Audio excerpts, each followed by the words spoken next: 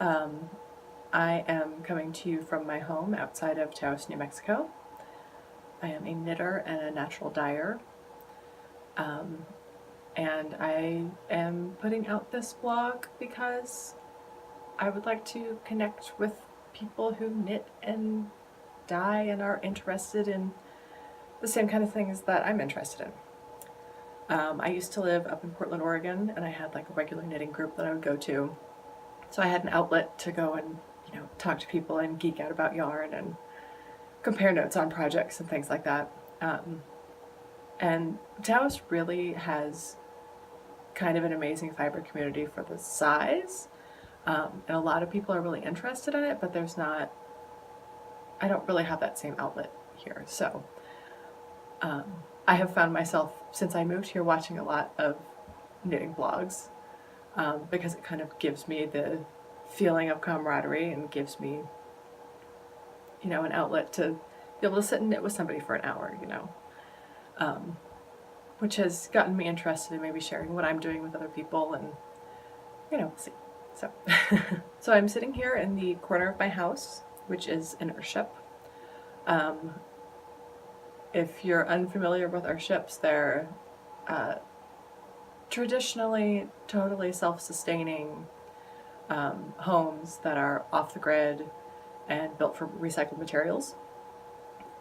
Mine is not as traditional. It's one of the earlier ones that was built. So as you can see, it's built like a greenhouse, so it's got all of this passive solar heating. And right now it's the summertime, and I'm sitting in the little hot greenhouse area, so I'm probably going to start turning bright red pretty soon. But in the wintertime, it's fantastic. It is built out of recycled materials, so my walls are rammed earth tires, and a lot have been filled in with cans and bottles, and it's built down into the ground. I'm about 3 or 4 feet underground right now. So that helps with the thermal mass and keeping it cool in the summer and warm in the winter. It's a neat house to live in. I like it. My knitting journey started about 8 years ago, a little over 8 years ago. I did not learn to knit when I was a kid, like a lot of people did. My mom didn't knit. My grandma crocheted. I remember her crocheting Afghans a lot whenever I was a kid, but I never learned. So it's not something that's been with me all my life. It's something I learned as an adult whenever I got laid off from my job during the Great Recession. And I thought, well, knitting sounds like a fun and frugal hobby. And, I've always definitely had an eye towards anything I can do to make myself more self-sustaining, growing my own food, definitely cooking from scratch as much as I can. I'm a big bread baker and do sourdough breads and things like that. So knitting was kind of on my list of things I wanted to learn how to do. It seemed like that would be a really good skill to learn how to make my own clothes. Sewing too, although I'm not very good at sewing.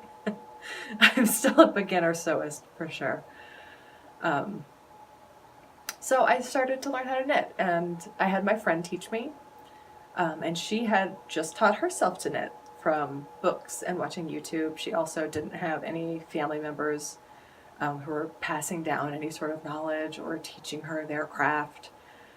She just thought it sounded like fun and taught herself how to do it, and then she taught me how to do it. So, it's surprising that I figured out what I was doing, because she's also left-handed too, so it was just like the blind leading the blind. But we figured it out. And I started knitting a little over 8 years ago, and I have not stopped since. I just always have a project going. I'm always trying to learn some new skill. I'm always trying to push my own boundaries with my knitting artistically and technically, and trying to expand on what I can do. It's really fun. I've also gotten really interested in natural dyes. I started looking into them a few years ago, got more serious about it the last year or so. I had a really big garden whenever I lived up in Oregon, and it was discovering that I already had so many plants in my garden that could also make color, that just kind of blew my mind. Like, I didn't know that these plants had this extra capacity. So anyway, that's a little bit about my history, where I am currently, and my interests. So I'll just go ahead and start talking about my works in progress. I have a lot of works in progress going on right now. You will discover very quickly that I am a sweater knitter. I am always knitting garments. I usually make at least 2 or 3 a year, I think. Okay, so the first one I have here on the needles is Cullum, and that is a pattern by Isabel Kramer. And I'd never knit anything of hers before. I really like her style though. She has a similar style to me. It's very traditional, very classic, timeless, a lot of clean lines, you know, but with a little bit of interest and some subtle femininity. So this is what I have so far. It's a nice little summer tee, and there's animal fur all over this thing. But a nice little summer tee with cap sleeves. And I am into the body now, so I really just need to keep knitting down several more inches, and then it'll be done. But it's a really nice pattern. I've been enjoying it so far. These shoulders are interesting the way they're constructed. It's all these short rows that come in on the front and the back that do the shaping for the shoulder contour, which was really fun to knit that and kind of see how that all came together. And it's got this nice lace panel at the top of the yoke there with kind of a simple geometric design, which is just a nice little touch. And then at the very bottom, there's going to be another little row of eyelets down before I do the bottom ribbing, just to kind of reflect that same motif. So the yarn I'm using is Knit Picks Cotlin, which is a cotton linen blend. And I'm really enjoying that as well. It's really nice. It's a really smooth yarn. The fabric is coming out really nice and smooth, which I'm enjoying. It's not the color I would have picked myself. I don't usually knit in these darker colors, and I really don't like purple all that much. But I found a sale on the Knit Pick site. They were doing a bag discount, so you got, you know, however many 10 skeins of this Cotland for, you know, I don't know, 25 or 40% off or something. And I had this pattern saved in my favorites for quite a while, and I kept thinking about wanting to make it, and I've been kind of on a summer top kick lately, making some more summer clothes. But I saw that yarn in that sale, and I knew what it was for. I was like, I remember that shirt. I'm buying it. I'm making the shirt. It's going to be dark purple, and that's fine. And I am actually really enjoying the color now that it's knitting up. You know, it's not necessarily what I would have sought out, but it's a really nice color. So the other story behind this sweater, which, you know, warning, I'm about to get real sad here. I had wanted to be done with this sweater already, because it's summertime and I want to be wearing a summer top. And I cast the sweater on back in April, and I just knit like crazy for a few days, and I got all the way through the front and the back yoke down through the lace within just a couple of days. And the reason I cast it on was I was at home sitting with my mother while she was dying of pancreatic cancer. And I needed to be knitting something, obviously. But if you ever need to be knitting something, that is the time when you need to be knitting something. So yeah, I was tearing through this sweater. I thought it was going to go so fast. And it turned out I cast it on just a few days before she died. So I made it through that first little part, that first yoke part, and then she passed, and I stopped knitting on it. And I stopped knitting altogether for a couple of months at least. And as knitters know, whenever you're working on a project, it kind of takes on the memories of whatever was going on in your life at that time. And you know, a lot of times it's like a pretty innocuous thing. Like I was binge watching the show, you know, I was like watching Downton Abbey every time that I knit on this sweater. So now whenever I wear it, I think about like British elite society. But this one obviously has a much heavier connection. So it was actually kind of hard to pick back up. Um, I'm glad that I did. It was a little rocky getting back into it. Those first few rows, somehow I just kept messing things up, and it was like I'm not meant to knit on this ever again. Like I just have to put it away. But I went back to it and got it sorted, and yeah, no, I've been going, and I'm into the body now. So it's pretty much just stockinette the rest of the way. There is a little faux seam there on the side of just a little bit of ribbing, which gives me something to do besides just knit round and round. So that's nice. It makes it a little bit more motivating to pick up and work on. But I'm hoping, you know, I'll be done with this in a couple of weeks. And, you know, the other funny thing, like I don't like the color purple. I don't really have purple things. I don't have purple clothes.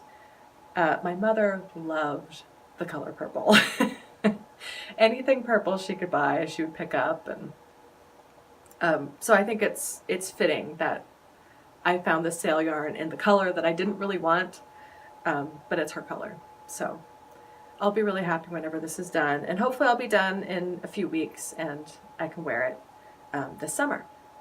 But the other reason I haven't been working on this as much as I would like to, and the other reason I haven't been working on any of my projects as much as I would like to, is that I adopted a dog a couple of weeks ago. And he's a very sweet dog. He's an 8-month-old Doberman Lab mix who I got from the shelter. So he's a little rescue guy. He's not a little rescue guy, he's a big rescue guy. But it turns out he's very mouthy, and he really likes fabric. After I had had him home for a couple of days, I made that discovery that, you know, I couldn't leave anything lying around. You know, if there was a shirt on the dresser, he would find it. If there was knitting nearby, he would find it. So anytime I pull out my knitting, his mouth is on it, just like immediately. And he's not trying to destroy it, he just wants to have it, you know? So it gets a little slobbery, and I have to yell at him to get him to drop it. I'm hoping I can train him out of that. I'm hoping he'll grow out of that. If anybody out there has any advice on how to train a very smart, rambunctious puppy who has not been trained before to not chew on things, particularly knitting and wool products, please let me know. That would be wonderful. Thank you. My number 2 work in progress is a much brighter color. And this one I am knitting up as a sample for my local yarn shop here in Taos, Vortex Yarns. I have started working there kind of on a super part-time basis. I'm just sort of filling in whenever they need some extra help or someone wants to take a vacation.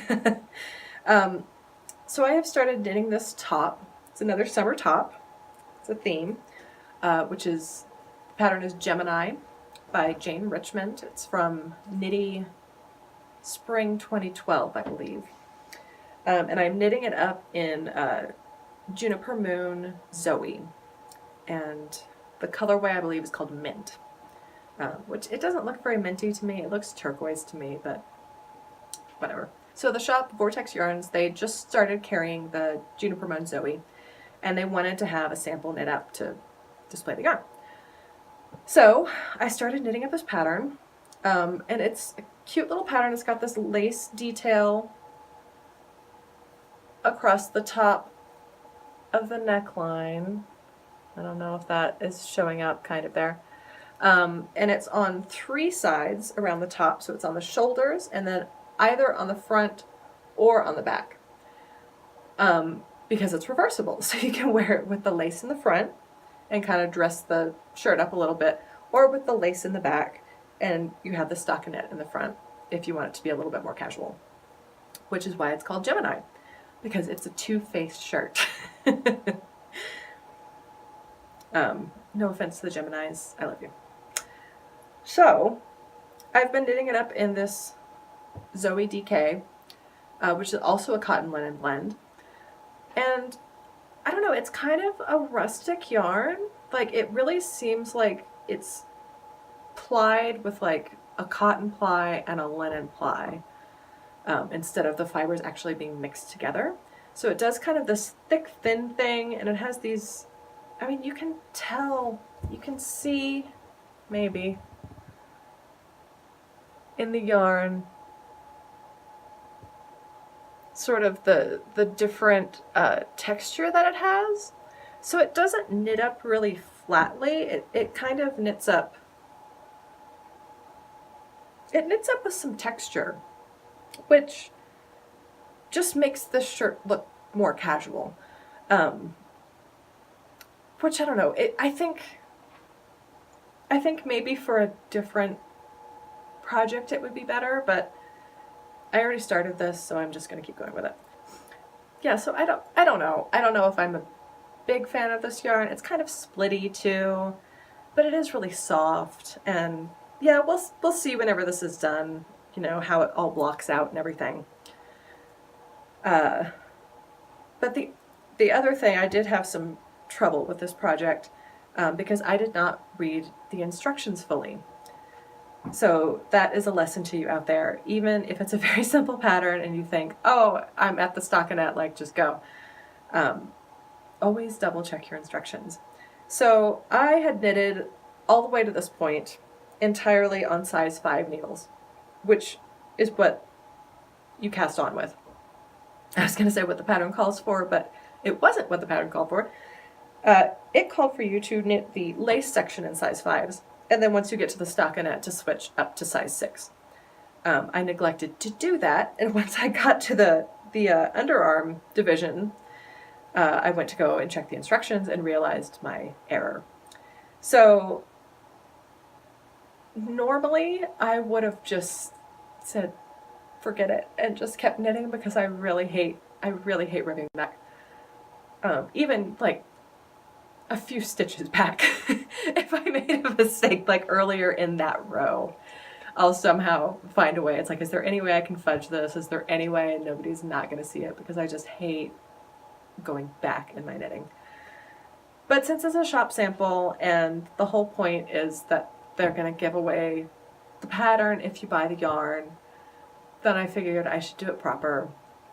So I ripped it back and knit back out through the stockinette in size 6. And, you know, I don't think anyone's going to notice, but it's proper now, and I know. So when I did rip back, I just pulled the needle out, let the stitches be live, ripped, and I went back just a couple rows shy of the lace. So there are a couple of rows of the stockinette that is still knit on 5s. But that's really, really negligible. And I did that so that I wouldn't accidentally drop a stitch into the lace since I was leaving my stitches live and just going back through to pick them up. Because if I had dropped a stitch into the lace, I would not have been able to fix that. So I did that and just went back through, picked up my stitches on the 6s, and carried on. It was really pretty easy to do. I only dropped 2 or 3 stitches the entire way around, but I had to just pick back up like 1 row.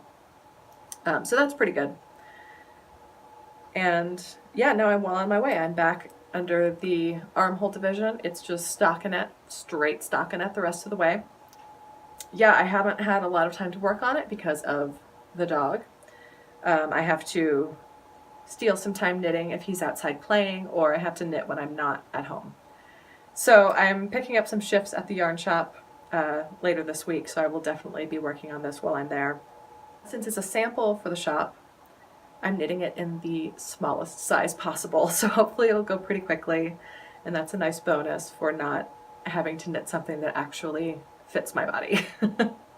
So hopefully that'll be done in a few weeks. Hopefully the Cullum will be done in a few weeks. And I can move on to other projects. So the next work in progress I have is Cruden, and that is patterned by Isolde Teague. It's a Fair Isle vest. I really love her patterns. I've knit multiples of her sweaters, and fingerless mitts, and a stuffed animal, and a shawl. I've knit a lot of her stuff. She also has a really nice, classic, timeless style, and her patterns are always really well written and really cleverly constructed. I highly recommend.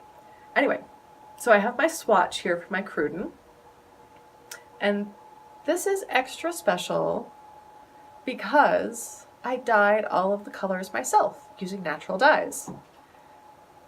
So this is kind of my big dye project right now. Instead of, putting plant and yarn in the dye pot and kind of seeing what happens, working backwards from an already established palette and trying to create the colors that I want. And I'm really happy with how it turned out. If I compare this to the palette that I was going off of, it's really quite close. It's good. I'm really happy with it. But you can see I messed up on the swatch quite a bit. I didn't change the colors at the right time. So it's a little bit wonky, but you still get gauge, and it's just a swatch. It doesn't matter. Anything I can do to not rip back. So my goal for the Cruden is to have it done by Taos Wool Fest, which is the first weekend of October. I think it's the 35th year this year. But I don't know that is going to happen because that's about 2 months away. Just a little bit over 2 months away.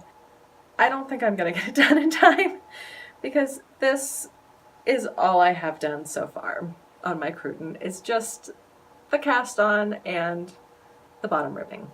Not even all of the bottom ribbing. So I've got a long way to go on that one. It would be lovely if it were done for Woolfest, but I am not going to hold my breath. I'll do my best. So I have one more garment on the needles. I told you I love making sweaters. I love making garments.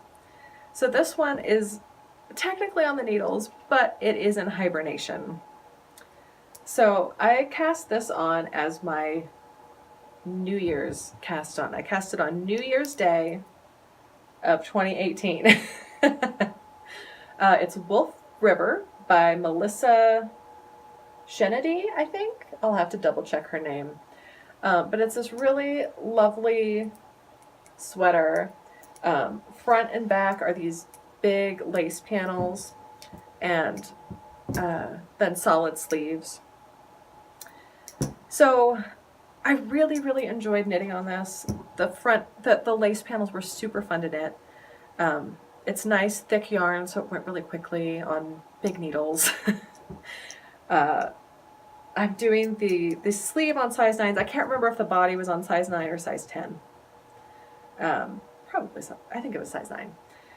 Anyway, so I knit the front, knit the back, blocked them, seamed them up, picked up for the sleeve, knit out the sleeve, tried it on, and the sleeve is too tight. And by the time I did that, it was sometime in March, mid to late March. And I just decided, screw it. And I put it in the basket and said I'll finish it in the fall because I'm not going to be able to wear it this season anyway. So once I actually pick this back up, which I will after I get done with my summer tops, I just have to rip the sleeve out. I've already figured out the math. I have my notes in my Ravelry. Thank goodness I wrote that down at the time because it's taken me a long time to get back to this. So I'll just have to rip out the sleeve, re-knit it, pick up the other sleeve, knit it, and then do the ribbing around the neckline. And then it'll be done.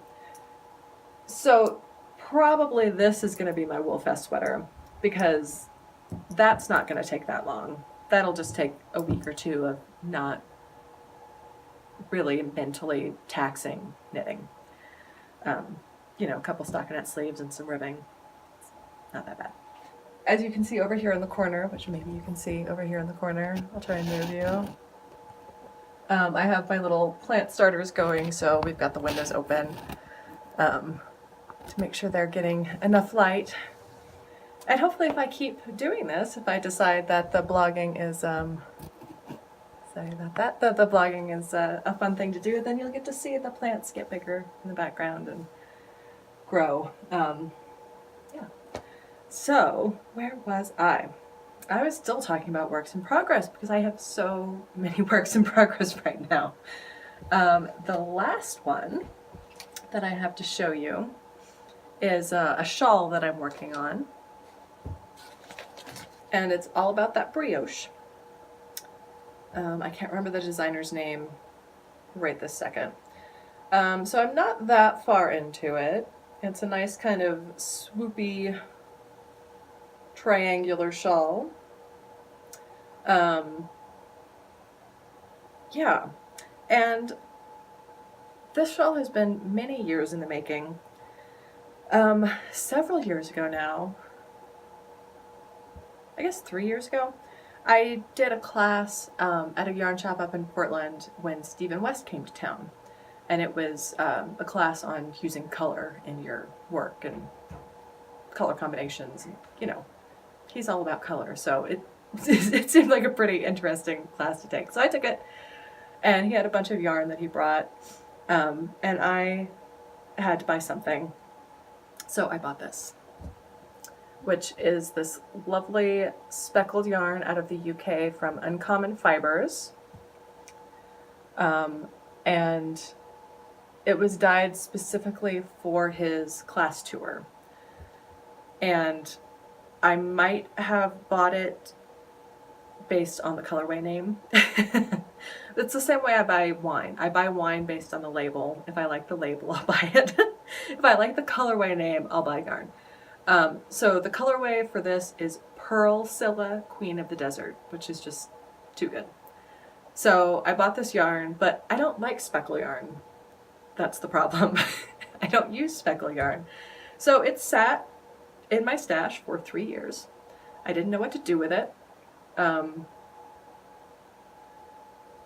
I wanted to do something with it because it's beautiful, and it was this special yarn that I bought at this class that I went to. But I didn't know what to do with it. So I was in Austin at least a year ago now, and I was at Hill Country Weavers, which is an excellent yarn shop. If you are down in the Austin area, I would highly recommend it. I always go every time I'm in town. And I came across this lovely skein of Madeline Tosh, and the colorway name for this is Button Jar Blue, which again is too cute. So I wanted to buy it for the colorway name, and also I remembered my skein of yarn at home, and I thought, oh, those would go really well together. You've got some nice turquoise flecks in here, so that'll complement with this. So I had both of these yarns, and it took me another year to figure out what to do with them. And I finally found, the pattern for All About That Brioche, which I've cast on. It's garter stitch primarily, two-tone with a brioche, two-color brioche band in the center connecting the two colors. So I think it'll be really nice, squishy. It's going to be super soft. They're both these nice single-ply yarns. Yeah, and the garter stitch is just so squishy. It's going to be nice and warm. And I work up in Taos Ski Valley. So in the wintertime, it's like really winter all the time. You know, trudging through snow and everything. So this will be really nice to have this winter whenever I finish that. Which, you know, it hasn't been my highest priority knit because obviously I like knitting my garments and the accessories come second. And also, I just have so many other projects going on right now that I'll get to that eventually. Once I finish my summer tops, I'm sure I'll get to that. And, you know, I don't even know if this one's worth a mention. I don't feel like it is, but I'll mention it anyway. plain vanilla socks. I always have to have some in my bag at all times. I really hate knitting socks. I hate knitting socks. The only way I can knit a sock is if it's just plain vanilla stockinette stitch. If I try and add any sort of cable or lace or ribbing even, I lose interest. I don't know, it's too tiny and it's too fiddly. I'll knit an entire Fair Isle sweater, but you make me put a cable on a sock and I just lose interest. So I'm knitting this out of, what is this? It's a German yarn, Super Socka. Colorway Oregon, again. It is a lovely color. It's this nice gray that, as it's knitting up, is kind of getting this sort of green and red undertone to it, which I'm really liking. It's a really nice tonal shift. And I really love knitting socks in this German yarn. It feels a little bit rough whenever you feel it on the skein, but it's super comfortable as a sock. It's super hard wearing. It feels really sturdy. I really enjoy it as a sock yarn. And it, it's just the standard, what is it, 75% wool, 25% nylon. It's not merino, you can tell that, but I don't know what kind of wool it is. But yeah, I always have some stockinette socks going, just in case. Throw them in your bag, because you never know whenever all of a sudden you're going to have 5 sweaters on the needles that are all too big to take with you. So you can throw some socks in your bag. So that is actually all of my work in progresses, finally. So I don't really have any finished objects because I haven't shown you any works in progress before today, but my most recent finished object is this guy that I'm wearing. It is Seaboard by Tanis Lavely. And again, I bought this yarn on a whim when I was in Austin a few years ago. It is a Yarn Carnival, which is a natural dyer out of Austin, and I wanted to get something local, and I just loved the crazy bright color, and it came in this huge, like 800 yard hank. And I was like, oh, surely I can think of something to do with that. I can make some sort of summer top out of it. And, it sat in my stash for 2 or 3 years until I finally found a pattern that I wanted to make with that yarn. I wish it was a little bit longer. It's a little bit too cropped for me. If I could have done one more stripe of the stockinette, I would have liked it a lot better. But I ran out of yarn, so what are you going to do? Modifications to the pattern. I did seam up these shoulders more than the pattern calls for, and I seamed up the underarms a little bit, beyond what the pattern called for as well. Whenever I finished it, it just felt really loose up at the top, and it's supposed to be a loose fitting top, but just the way that I'm shaped, it just seemed weird. So I did the extra seams on the top and on the side, and it just kind of like pulled all that extra fabric in, and it made it a little bit more of a fitted top, but I think it looks super cute and I really like it. So I was really happy with how it turned out, except just a little bit longer would have been great. But definitely not worth trying to track down an indie dyer out of state from a dye lot from 3 years ago. So there you go. Yeah, buying yarn. I only buy yarn for specific projects. I am not like a stash collector. I don't do that. Anytime I do that, it ends up sitting there for 3 years, or it ends up sitting there forever. I do have some yarn in my stash that I bought to try and build up my stash. Like, I was actually trying to do that at one point and, got a knit pick sale or something and got a few colors in this and a few colors in that and like bulky, and thought, oh, that'll be good to, make gifts for people and whatever. And of course it's still sitting in, the box under the bed, and it's not good practice for me. I need to have a specific project. I need to know how much yardage I need of each color for each project. So yeah, because otherwise I end up with, the yarn for the brioche shawl that took 3 years to come together, or I end up with the yarn for this that sat around for 2 years until I figured it out. So that is finished objects and works in progress. And I do have other projects in the queue, which I have recently bought yarn for, which I can show you that now. So this is going to be my last little segment because the afternoon sun is really catching up with me and I am just absolutely going to melt if I keep sitting here and talking. So, like I said, I cannot buy yarn for my stash and just have it in my stash because it'll just sit there forever. I have to have a plan. So I love planning out my knitting and I recently bought some yarn and I did end up getting one skein of stash yarn. So I'm a big fan of Knit Picks. It's really affordable yarn for pretty good quality, and their corporate headquarters are up in Portland, so I knew people who work there, and you know, it was like my local yarn shop almost. So I've always enjoyed them and enjoyed getting their yarn. So, and they always have really good sales too. So I bought some yarn recently, and one of their sales was you get a free skein of yarn if you spend so much money. So I got a free skein of yarn. This is my free skein. It's Knit Picks Color Mist in the colorway Sun Shower. It's a cotton yarn. And I justified this to myself by saying I would knit a pillow cushion out of it, like for a throw pillow on my couch or something, because I've been wanting to do that. I have a few patterns saved of pillow cushion covers. So hopefully I'll get around to that someday. It might sit in my stash for a year or two first, but I'll get there. And the other stuff I bought yarn for 2 more sweaters because I love knitting my sweaters. The first one is for a Kate Davies design, which I love her too. I've knit so many of her sweaters so far. Really timeless style, really well written, all that good stuff.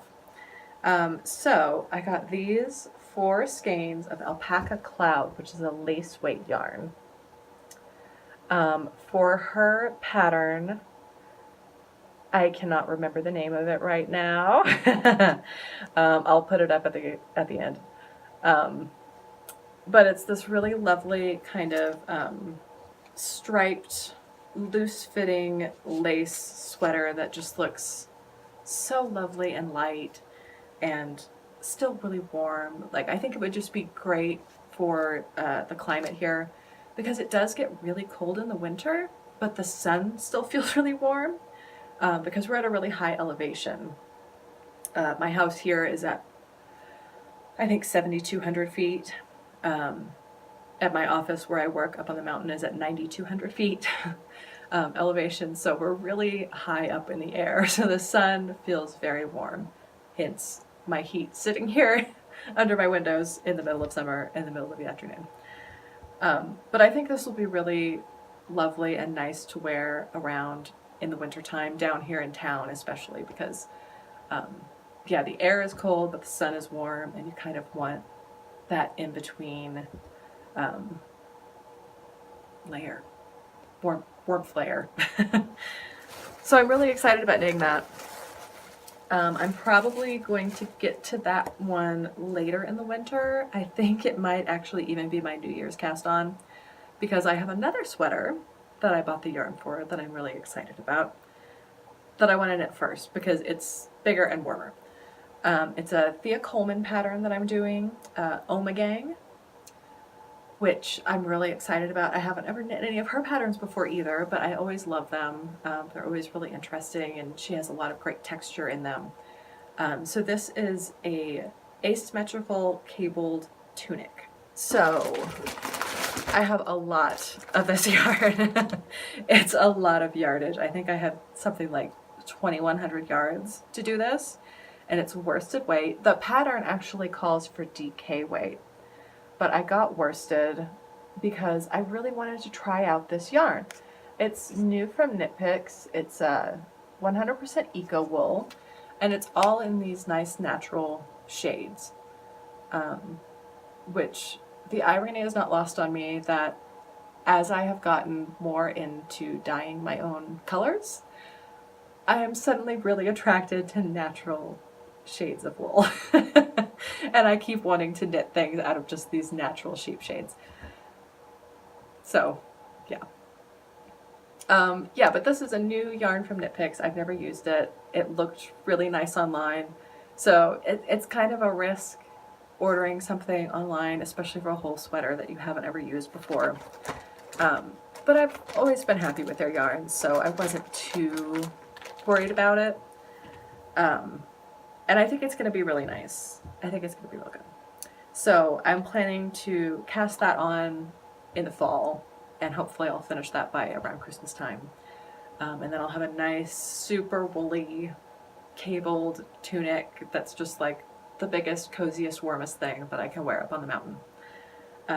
So those are my next big projects that I have in the queue.